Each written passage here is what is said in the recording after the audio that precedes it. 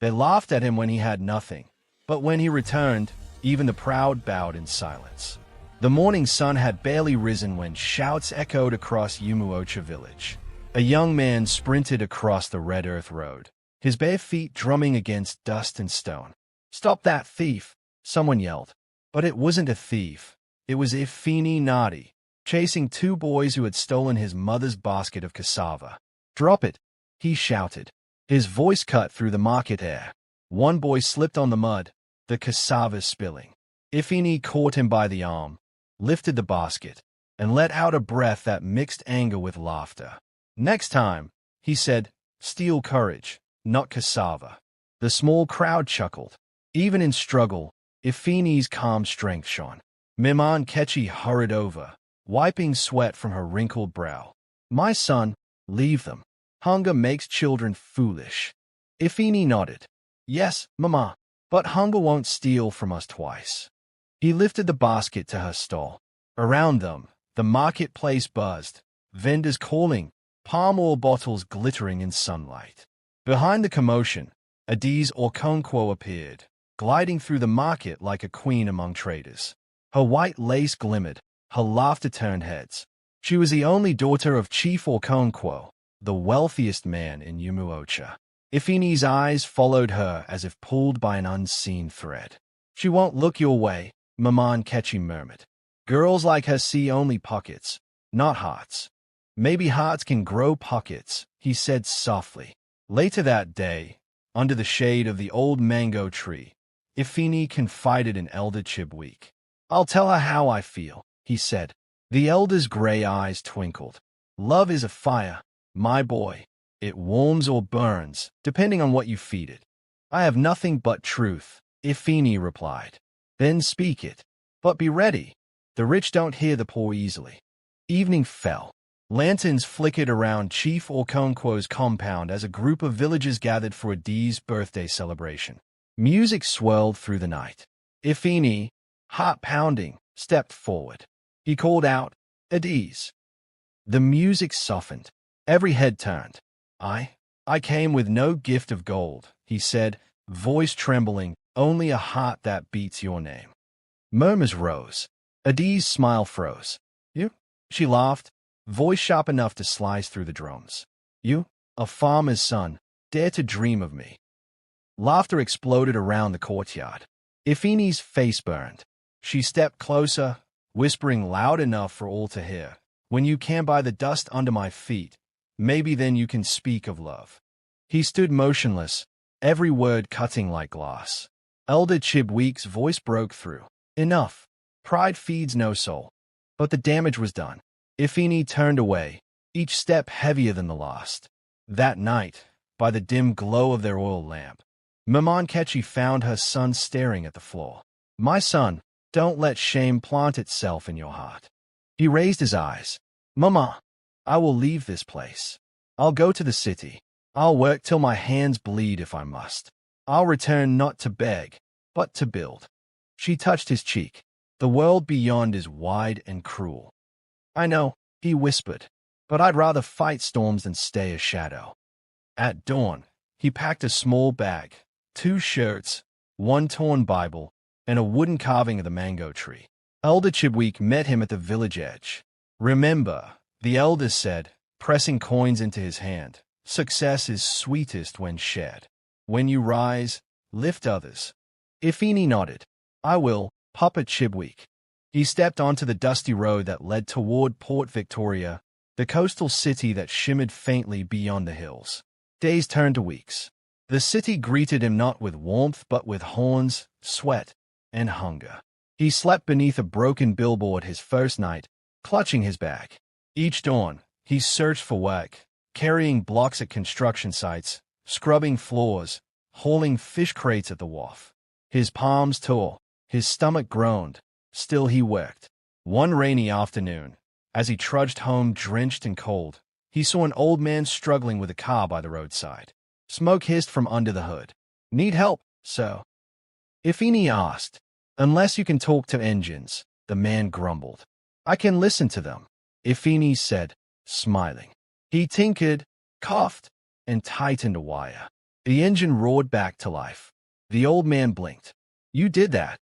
Yes, sir. What's your name? Ifini. You have a good head, Ifini. Come see me tomorrow. My name's Mr. Tunde Adebayo. I might have worked for you. That night, under his torn umbrella, Ifini whispered a prayer of thanks. For the first time since leaving home, hope felt real. The next morning, he arrived at Mr. Tunde's small trading office. Shelves of goods, papers stacked high. Mr. Tunde studied him. You can read. Yes, sir. Not much schooling, but I learned fast. Good. You'll start as an errand boy.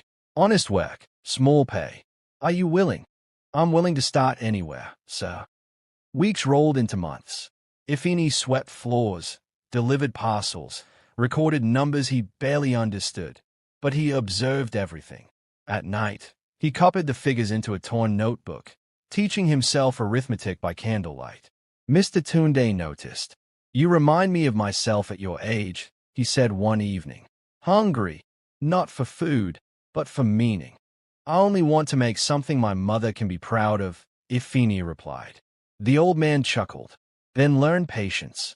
The city rewards those who endure quietly. Outside, thunder growled.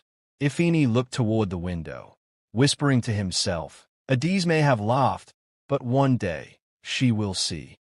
The next morning, he rose before dawn and headed to the wharf again, helping unload Mr. Tunde's goods. He lifted, counted, signed. Sweat soaked his shirt, but determination shone in his eyes. He didn't know it yet, but every crate he carried was laying the foundation of a future no humiliation could erase. Years later, Ifini stood before Mr. Tunde Adebayo's office desk. The old man smiled proudly. You've done well, my son. I'm retiring soon. I want you to manage the southern trade routes. Ifini bowed deeply, his chest pounding. Thank you, sir. Do not thank me, the merchant said. Thank your perseverance. I saw something in you most people waste, discipline. That night, Ifini looked out over the glowing city skyline, whispering, now I'm ready to return home. When he arrived in Umuocha, people gathered like bees around Sugar. The once barefooted boy now rode in a dark SUV, his shirt crisp, his scent foreign. The village chief himself welcomed him. Ifini, the son of nobody, you've returned a man of wealth. He smiled humbly. Chief, I'm still the same Ifini, just more determined. But not everyone was smiling. From her small shop, Adiz watched with wide eyes. She almost didn't recognize him. The shy boy had become tall, confident, and quiet like someone who carried storms inside. That evening, she waited by the path he often took to his family compound. When he approached, she forced a smile. Ifini, it's been long. He paused. It has. I heard you're doing well, she said softly. I'm happy for you. Thank you. His tone was polite but distant. She swallowed hard. I was foolish before. I didn't see your worth. He met her eyes. For a moment, old memories fought to resurface. But then he said quietly, It's all right, Adiz. The rain doesn't argue with the past. Her voice trembled. Can we at least talk sometime? Maybe over dinner. Ifini smiled faintly. Maybe another time. As he walked away, she whispered, I was wrong about you. He didn't look back. The pain that once fueled him had now turned into calm strength. But deep down, a small ache remained, the kind that no success could heal completely. Days later, rumors spread that Ifini had begun a scholarship program for village children. Mothers blessed him. Fathers shook his hand. And that same Adiz, who once mocked him, now watched in quiet regret. At night, when Ifini sat under the mango tree behind his house, he'd sometimes whisper, if only love and timing spoke the same language. Then he'd close his eyes and smile at the stars, as if he understood why they always shine from afar. The dry season came early that year, cracking the ground and thinning every river. Umuocha village grew hungrier, but Ifini's generosity never waned. He funded boreholes, repaired the old primary school, and sponsored 12 children to learn trades in the city. The same hands that once begged were now building. One evening, while he supervised the school repairs, A familiar voice called behind him. Ifini. He turned. Adiz stood there, dressed simply but still beautiful. Yet something in her face had changed. Her laughter lines were gone, replaced by shadows of worry. Good evening, he said, politely. I came to thank you, she said, holding her bag close. You paid for my little brother's apprenticeship. I didn't even know until he told me. He nodded slightly. He's a smart boy. He deserves a chance. Adiz bit her lip, her eyes lowering. Ifini, I'm sorry for how I treated you years ago. I was young, foolish. I thought love meant status, not substance. Ifini looked at her in silence.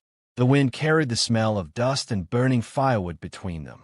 I've already forgiven you, Adiz, he said quietly. Long before today. Tears welled in her eyes. Then maybe there's hope for us again. He took a breath. Adiz, when something breaks, even if you glue it back, the cracks still show. I wish you well, but my path has changed. She stepped closer. You don't mean that. You still care. I can feel it. Ifini's voice hardened slightly.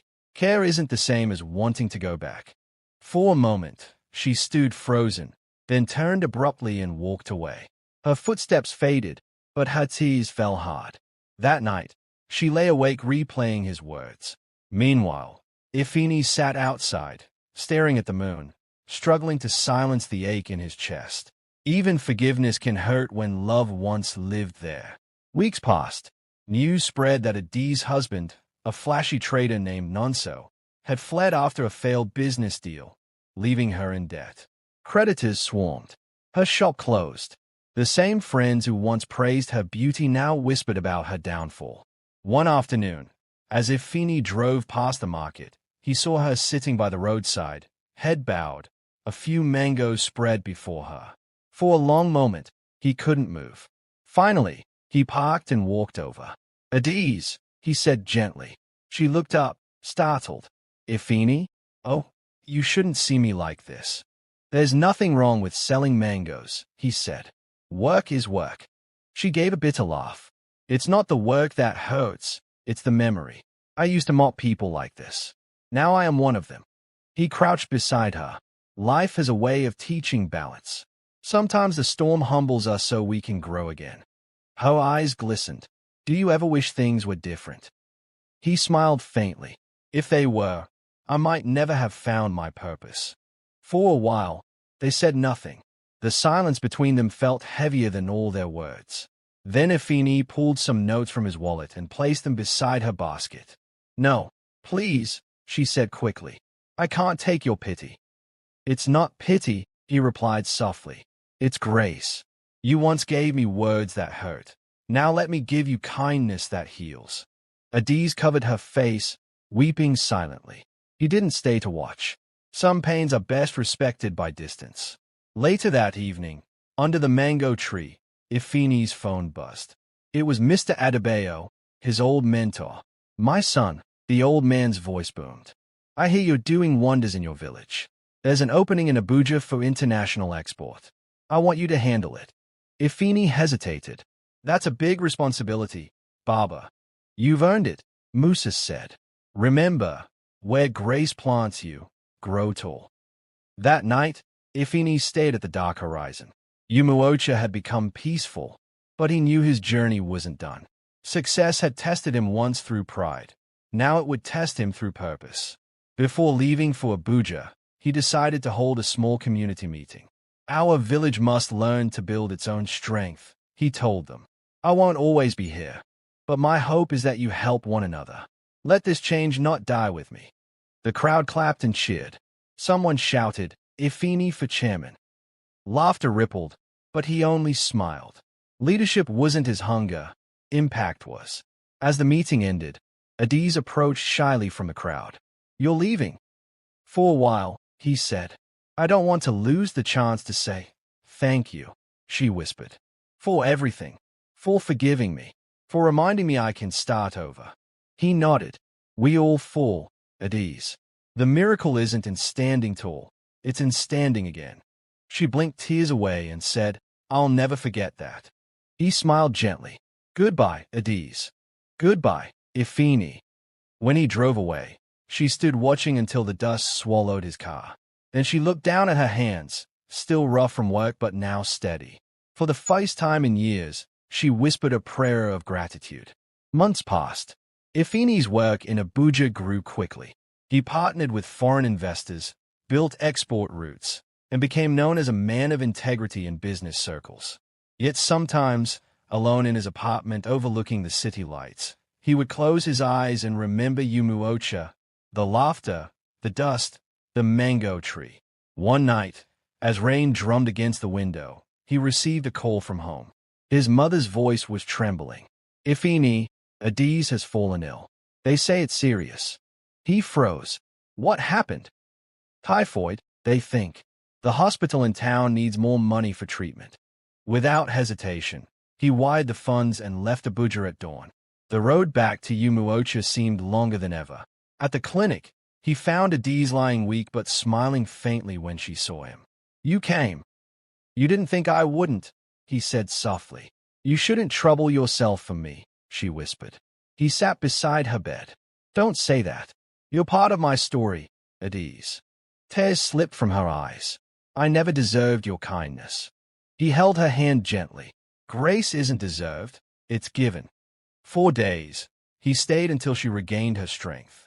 When she was finally discharged, she tried to thank him again, but he only smiled. Just live better. That's thanks enough. The next Sunday, when he stood to speak at the village church, the whole fell silent. We've all made mistakes, he said. But if we allow bitterness to define us, we'll lose the chance to heal. Forgiveness doesn't make us weak, it sets us free. The congregation erupted in amens. Adiz sat at the back, head bowed, tears streaming silently. Abuja glittered like a promise of endless dreams, but behind its lights, shadows moved quietly. Ifini had built his company on honesty, but not everyone around him shared the same heart.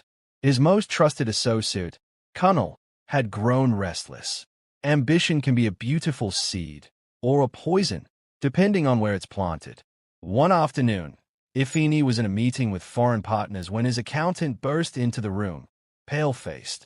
Sir, we have a problem. The last shipment funds are missing, 40 million naira. Ifini's chest tightened. Missing? How? Kunal handled the transfers, the accountant stammered. The room buzzed with murmurs. The investors exchanged wary glances. Ifini excused himself and walked out, his mind racing. He called Kunal's number, switched off. By evening, rumors had spread that Kunal had fled to Ghana. The betrayal hit like a knife. This was the man he'd trained, trusted, treated like a brother. That night, Ifini sat in darkness, the city's hum fading beneath the roar of his own thoughts. His phone buzzed with sympathetic messages, but none eased the weight in his chest. At dawn, he drove aimlessly until he found himself parked by Jabi Lake. The reflection of the sky rippled over the water like a mirror of his confusion. Why do good people suffer betrayal? He muttered aloud. An old fisherman nearby chuckled softly. Because good hearts attract both the honest and the hungry, the man said without looking up. Don't let one thief make you doubt your own light. The words struck deep. Ifini closed his eyes, inhaled deeply, and made a decision. He wouldn't let anger consume him. Days later, Kunal was caught at the airport. The police called Ifini to confirm the case. As he stood in the interrogation room, facing Kunal across the table, silence thickened the air. Kunal looked disheveled, his eyes darting nervously. Ifini, I made a mistake, he said, voice cracking. I wanted more. I thought you'd never understand. I would have helped you, Ifini replied coldly. You didn't need to steal. Kunal's head dropped. I know. I was stupid. Please, forgive me. Don't press charges. I have a family. The police officer turned to Ifini. So, what do you want to do? Ifini stayed at Kunal, torn between justice and mercy. Every nerve screamed for punishment, but something deeper whispered otherwise. He sighed heavily. Let him go, he said. The officer blinked. Sir, you heard me. I'm not pressing charges. Kunal's eyes widened. You're serious. I'm serious, Ifini said quietly. But understand, freedom doesn't erase consequences. live with what you did, and change. As Afeni walked out, Connell fell to his knees, sobbing. The police shook their heads. Mercy, they thought, was a rare currency in business. When news of Afeni's decision spread, the business community reacted in shock. Some called him foolish, others called him divine. But deep down, Afeni knew it was never about appearances. Mercy was for his own peace, not the world's applause. A week later, his company stabilized. Investors, impressed by his composure, doubled their contracts. What the enemy meant for harm became a doorway to greater favor. One night, as Afeni sat in his office reviewing documents, his phone rang. It was Adiz. "Hello," he said. "Afeni, I heard what happened with Connell," she said softly. "And what you did. You really forgave him?" "Yes," he replied. "Holding anger would have only chained me." Her voice trembled. "I wish I had that strength. I wasted so many years hating myself for what I did to you." "Stop," he said gently. "We can't rewrite the past, but we can stop rereading it." She was silent for a moment. "You've changed so much." "So have you," he said. They talked for nearly an hour, about old memories, about the village, about how life had tested them both. When the call ended, Afeni leaned back and smiled faintly. Maybe forgiveness had been waiting not just for Connell, but for both of them. Months rolled by, and Umuocha called him home again. The water project he started was ready for commissioning. When he arrived, the entire village gathered to welcome him. Drums beat, women sang, children danced. His mother wept openly, clutching his arm. "You've made us proud, my son," she said. "It's not me, Mama. It's God," he replied softly. He stepped up to the microphone as the crowd hushed. "When I left this village years ago, I had nothing but a heart full of pain," he began. "But pain, if you allow it, can teach you patience. Rejection can teach you focus. And betrayal can teach you grace." The crowd erupted in applause. Some shouted, "Preach, Afeni." He smiled, scanning their faces. "I didn't come back to be celebrated. I came back so no child here will ever think poverty is a curse. So no young man will give up because love rejected him. So no woman will think her worth lies in riches alone.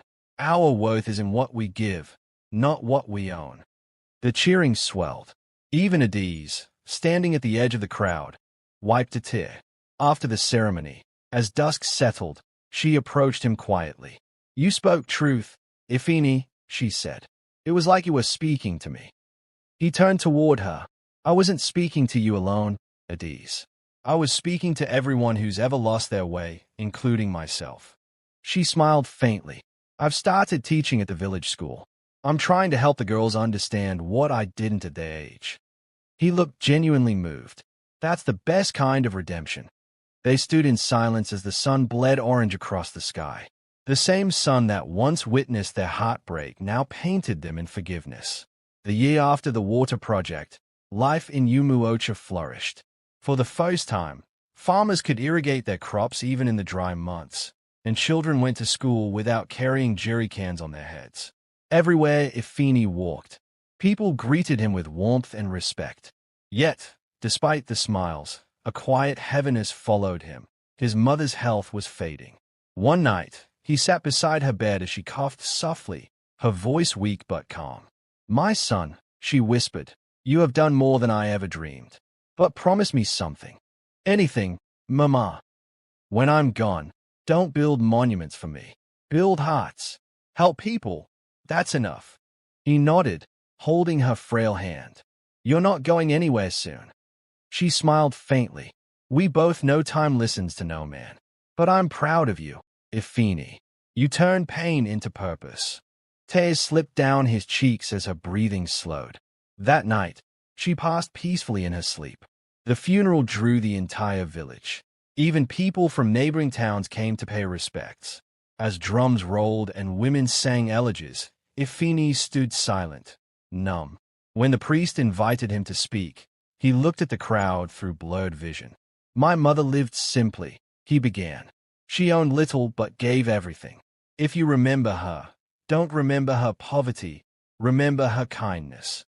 His voice cracked, But he pressed on. She taught me that the real wealth of a man is not in his pockets but in his heart. When the service ended, Adiz came to his side, placing a hand on his arm. She would be proud, she said softly. Ifini nodded. She already was. In the days that followed, he withdrew from the noise. Success no longer thrilled him. Grief had reshaped his priorities. He began to focus more on education, starting a scholarship foundation in his mother's name. Dozens of young people from Umuocha began attending universities and trade schools across Nigeria. Months later, while reviewing the scholarship reports, he received an unexpected visitor, Colonel, the same man who had betrayed him. He looked thinner, older, remorse etched deep into his face. "Sir," Colonel said, standing nervously at the doorway. "I came to apologize again. I've been trying to rebuild my life. I started a small shop. I don't expect forgiveness again, but I needed to say thank you for not destroying me." Ifini looked up from his desk, silent for a moment. Then he stood. "How is your family?" "They are well, sir. My daughter even got one of your scholarships, though she doesn't know you helped." Ifini smiled faintly. "Good. Then maybe you've learned that grace multiplies when shared." Colonel's eyes filled. "You're a better man than I'll ever be." "Then prove me right," Ifini said quietly. "Make your second chance worth it." Colonel nodded, tears streaking his cheeks. He left that day lighter than he had arrived. Weeks later, while attending a business summit in Abuja, Ifini was asked to deliver a closing speech. Standing on the podium before government officials, investors, and journalists, he paused before speaking. "Years ago," he said, "I was a poor farmer's son rejected for not having enough. I thought success meant wealth. But time taught me something deeper. Success without empathy is just noise. True greatness begins when we lift others." The hall erupted in applause. Cameras flashed. Reporters scribbled furiously. Yet, in his heart, he wasn't performing. He was remembering. Remembering a boy who once knelt before a girl's rejection. A man who forgave betrayal. A son who buried his mother with peace instead of regret. When he returned home after the conference, Adiz was waiting near the school gate, surrounded by children laughing and chanting multiplication tables. She waved him over, smiling. "They've been asking when Uncle Ifini will tell another story," she said playfully. He laughed softly. "Then I'll have to disappoint them. I've run out of stories." "You? Never," she teased. "You live them every day." He watched the children, their laughter rising like music. "They're the real story, Adiz. Every child here is a new chapter." She nodded. "You know, I used to think love was something you chase. Now I see. It's something you become." Ifini smiled. "Then you've learned the hardest lesson of all." Their friendship deepened quietly, without the weight of old wounds. She continued teaching, he continued building, and together they turned Umuocha into a model for neighboring communities. Years later, on the anniversary of his mother's passing, Ifini visited her grave under the mango tree. The air was cool, the sky gold with sunset. He knelt, laying down a small bouquet. "Mama," he whispered, "your words still guide me. You told me to build hearts, not monuments.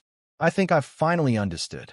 A soft breeze rustled the leaves, and he smiled through tears. Somewhere deep within, he felt her peace. As he turned to leave, children ran past, shouting, "Uncle Ifini! Uncle Ifini! They're waiting for you at the hall." "What for?" he asked, amused. "The new library opening," one girl yelled, her braids flying. He followed them back, laughing. Inside the new building, a plaque hung near the entrance.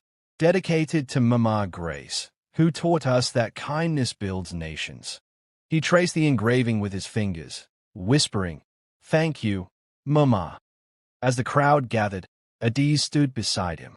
"You've built a legacy that will outlive all of us," she said softly. He shook his head. "No, we did it together. Everyone who believed again after failure. Everyone who forgave instead of breaking." The village choir began to sing, their voices rising into the twilight. Children clapped, elders danced, and for a moment, it felt as if heaven itself paused to listen. Ifini looked around. The faces, the laughter, the joy, and knew that this was a moment his journey had always been leading to. He turned to the audience and spoke one last time.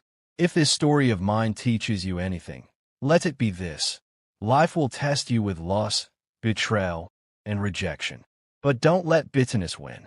Let grace guide your choices, and watch how your scars become seeds of hope for others. The crowd cheered. Some wept openly. Others simply nodded, knowing he was speaking truth they'd lived too.